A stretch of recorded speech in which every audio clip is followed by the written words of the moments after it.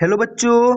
तो कैसे हैं आप सब? आप लोग का एक मेरा नए वीडियो में आप लोग का स्वागत है। इस वीडियो में हम आप लोग को क्लास 9th का जैक बोर्ड एग्जाम के साइंस का 40 MCQ क्वेश्चन करेंगे, जो आप लोग को जैक बोर्ड एग्जाम में डायरेक्ट पूछ दिया जाएगा। अगर वीडियो पर पहली बार आए हैं तो चैनल को लाइक और सब्सक्राइब करना ना भूलिएगा। देखिए मेरा पहला क्वेश्चन क्या है।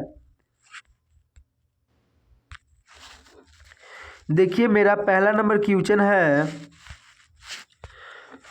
गति का सबसे साधारण प्रकार कौन सा है? जो गति है उसका सबसे साधारण प्रकार क्या है? तो सरल रेखीय गति है, वो सबसे साधारण प्रकार है। एक का मेरा करेक्ट आंसर क्या हो जाएगा? Option number B.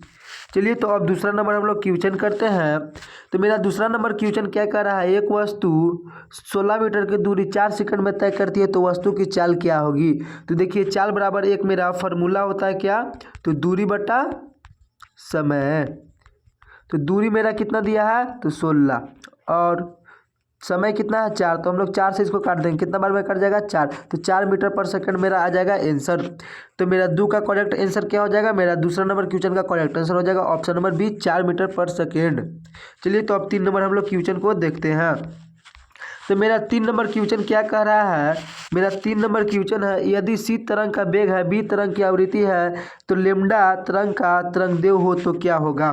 तो इसका मेरा करेक्ट आंसर क्या हो जाएगा? इसका मेरा करेक्ट आंसर हो जाएगा ऑप्शन नंबर सी, सी बराबर भी लेमडा।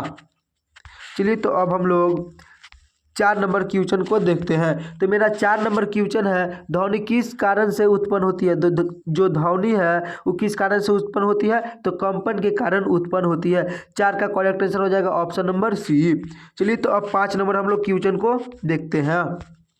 मेरा 5 नंबर क्वेश्चन है, यदि किसी वस्तु का भार 49 न्यूटन है तो उसका द्रव्यमान क्या होगा? तो द्रव्यमान बराबर मेरा फार्मूला क्या होता है? भार बराबर गुरुत्वीय त्वरण। तो मेरा भार कितना है बताइए? भार है मेरा 49 और गुरुत्वीय त्वरण का मान कितना होता है? तो 9.8। तो इसको हम लोग काटेंगे, 9 पचे 45। तो मेरा करेक्ट आंसर क्या आ जाएगा? मेरा करेक्ट आंसर आ जाएगा ऑप्शन नंबर सी, जो है वो करेक्ट है, 5 kg 5। चलिए तो अब क्वेश्चन नंबर हम लोग 6 करते हैं।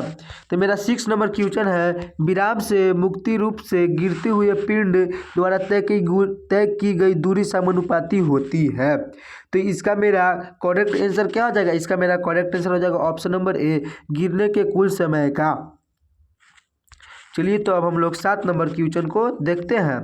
मेरा 7 नंबर क्वेश्चन है, देखिए, पौधों द्वारा किए गए प्रकाश संश्लेषण में परिवर्तित ऊर्जा होती है। तो परिवर्तित ऊर्जा क्या होती है? तो इसका 7 का मेरा करेक्ट आंसर हो जाएगा ऑप्शन नंबर ए, प्रकाश ऊर्जा और रासायनिक ऊर्जा में। चलिए तो 8 नंबर अब क्वेश्चन करते हैं। तो मेरा 8 नंबर क्वेश्चन है, देखिए, हॉर्स पावर HP इकाई क्या है? तो मेरा 8 का करेक्ट आंसर क्या हो जाएगा? शक्ति। हॉर्स पावर यानी इसका इकाई क्या है? तो जो शक्ति है इसका इकाई है। 8 का मेरा करेक्ट आंसर हो जाएगा ऑप्शन नंबर ए। चलिए तो अब 9 नंबर हम लोग क्वेश्चन को करते हैं। तो 9 नंबर क्वेश्चन है मेरा, किसी माध्यम में कणों का अधिक घनत्व दाब को दर्शाता है। तो क्या दर्शाता है? तो मेरा अधिक दाब को दर्शाता है। किसी माध्यम में कणों का अधिक घनत्व दाब को दर्शाता है, तो अधिक दाब को दर्शाता है। 9 का करेक्ट आंसर हो जाएगा ऑप्शन नंबर बी। चलिए तो अब हम लोग 10 नंबर क्वेश्चन को करते हैं। तो मेरा 10 नंबर क्वेश्चन है, तरंगदैर्घ्य का मात्रक क्या है? तो तरंगदैर्घ्य का मात्रक क्या है? तो मीटर जो है वो तरंगदैर्घ्य का मात्रक है। 10 का करेक्ट आंसर है ऑप्शन नंबर बी। चलिए तो अब 11 नंबर हम लोग क्वेश्चन को करते हैं। 11 नंबर मेरा क्वेश्चन है, सभी जैव प्रक्रमों के लिए सजीव ऊर्जा कहाँ से प्राप्त होती है? तो सजीव ऊर्जा कहाँ से प्राप्त होती है? तो भोजन से मेरा प्राप्त होती है। तो 11 का करेक्ट आंसर हो जाएगा ऑप्शन नंबर बी। चलिए तो अब 12 नंबर हम लोग क्वेश्चन को करते हैं। तो मेरा 12 नंबर क्वेश्चन है, देखिए, कौन सा सुमेलित नहीं है? तो देखिए पहला ऑप्शन है सेल्सियस माइनस ताप, फिर दूसरा ऑप्शन है RH फैक्टर और तीसरा ऑप्शन है रिक्त पैमान आर्द्रता। तो इसका मेरा करेक्ट आंसर क्या हो जाएगा? इसका मेरा करेक्ट आंसर हो जाएगा ऑप्शन नंबर सी, रिक्त पैमान आर्द्रता। जो ये मेरा है वो सुमेलित नहीं है, ये सब सुमेलित है। चलिए तो अब 13 नंबर हम लोग क्वेश्चन को करते हैं। तो मेरा 13 नंबर क्वेश्चन क्या कह रहा है, मेगावाट बिजली के मापने की इकाई है जो मेगावाट है बिजली के मापने की इकाई है जो क्या हो जाएगा, इसका मेरा करेक्ट आंसर हो जाएगा ऑप्शन नंबर ए, उत्पादित की जाती है। 13 का करेक्ट आंसर है ऑप्शन नंबर ए। चलिए तो अब हम लोग 14 नंबर क्वेश्चन को देखते हैं। मेरा 14 नंबर क्वेश्चन है, बल के प्रयोग से वस्तु में क्या परिवर्तन आते हैं। तो बल के प्रयोग से वस्तु में क्या परिवर्तन आते हैं, तो बल के प्रयोग से चाल की दिशा में भी परिवर्तन आएगा, वेग के परिमाण में भी परिवर्तन आएगा, आकार में भी परिवर्तन आएगा। तो इसलिए मेरा इसका करेक्ट आंसर हो जाएगा ऑप्शन नंबर डी। तो मेरा 14 का करेक्ट आंसर है ऑप्शन नंबर डी। चलिए तो अब 15 नंबर हम लोग क्वेश्चन को देखते हैं। तो मेरा 15 नंबर क्वेश्चन है, वेग का मात्रक कौन है। तो वेग का मात्रक क्या है, तो मीटर पर सेकेंड। 15 का करेक्ट आंसर है ऑप्शन नंबर ए। चलिए तो अब हम लोग 16 नंबर क्वेश्चन को देखते हैं। तो मेरा 16 नंबर क्वेश्चन है, 36 किलोमीटर घंटा की चाल से चल रही कार 1 सेकंड में कितना दूरी तय करेगी। तो 1 सेकंड में कितना दूरी तय करेगी, तो 5 नहीं, इसका मेरा 36 किलोमीटर की चाल से चल रही कार 1 सेकंड में कितना दूरी तय करेगी, तो 10 मीटर तय करेगी। 16 का करेक्ट आंसर हो जाएगा ऑप्शन नंबर बी। चलिए तो अब हम लोग 17 नंबर क्वेश्चन को देखते हैं। तो मेरा 17 नंबर क्वेश्चन है, कार्य जो बल विस्थापन का गुणनफल होता है वह है क्या है, कौन सा राशि है, तो मेरा अदिश राशि हो जाएगा। 17 का करेक्ट आंसर हो जाएगा ऑप्शन नंबर बी। चलिए तब हम लोग 18 नंबर क्वेश्चन को देखते हैं। 18 नंबर मेरा क्वेश्चन है, वाट किस राशि का मात्रक है। जो वाट है वो किस राशि का मात्रक है, तो शक्ति का मात्रक है। 18 का करेक्ट आंसर है ऑप्शन नंबर बी। चलिए तो अब 19 नंबर हम लोग क्वेश्चन को देखते हैं। अवगाड्रो संख्या का मान क्या है। जो अवगाड्रो संख्या है उसका मान क्या है, तो 6.02 × 10⁻23। ई जो है मेरा करेक्ट आंसर हो जाएगा। 19 का करेक्ट आंसर है ऑप्शन नंबर सी। चलिए तो अब हम लोग 20 नंबर क्वेश्चन को देखते हैं। तो मेरा 20 नंबर क्वेश्चन है, कैंसर के उपचार में कोबाल्ट के किस समस्थानिक का प्रयोग होता है। तो किस समस्थानिक का प्रयोग होता है, तो CO60। 20 का करेक्ट आंसर है ऑप्शन नंबर ए। चलिए तो अब हम लोग 21 नंबर क्वेश्चन को देखते हैं। 21 नंबर क्वेश्चन है मेरा, केनाल किरणों की खोज किसने की। तो केनाल किरणों की खोज किसने की, तो गोल्डस्टीन ने की थी। 21 का करेक्ट आंसर है ऑप्शन नंबर बी।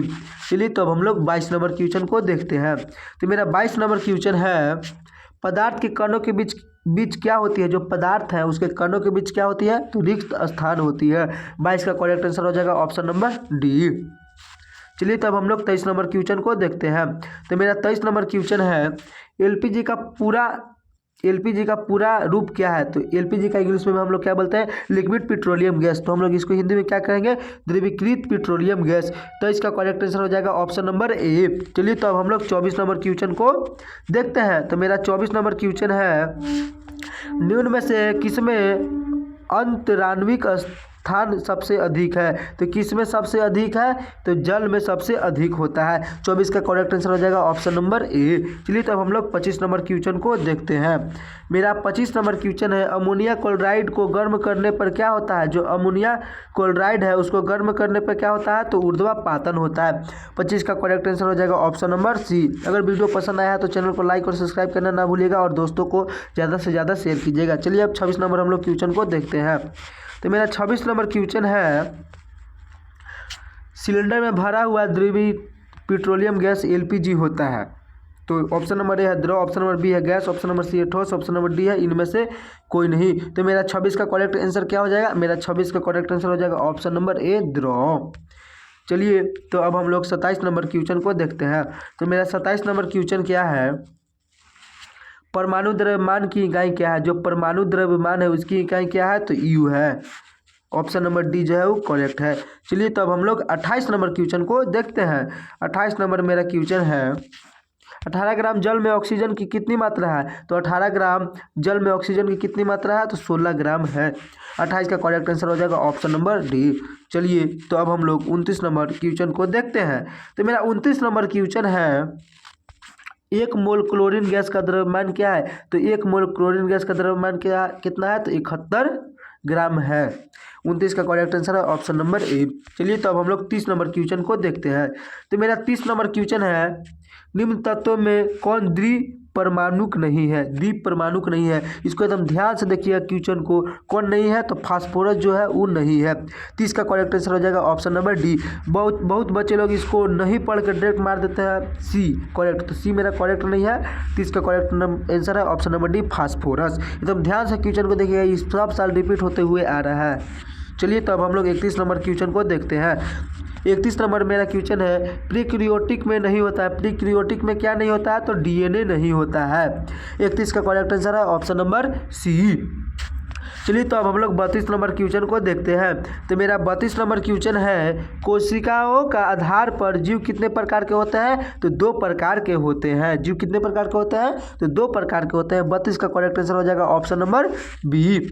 चलिए तो अब हम लोग 33 नंबर क्वेश्चन को देखते हैं। 33 नंबर मेरा क्वेश्चन है, पौधों की जिन क्षेत्रों में वृद्धि होती है उसे कहते हैं, उसे तो हम लोग क्या कहते हैं बीज ज्योतक। 33 का करेक्ट आंसर हो जाएगा ऑप्शन नंबर सी। चलिए तो अब हम लोग 34 नंबर क्वेश्चन को करते हैं।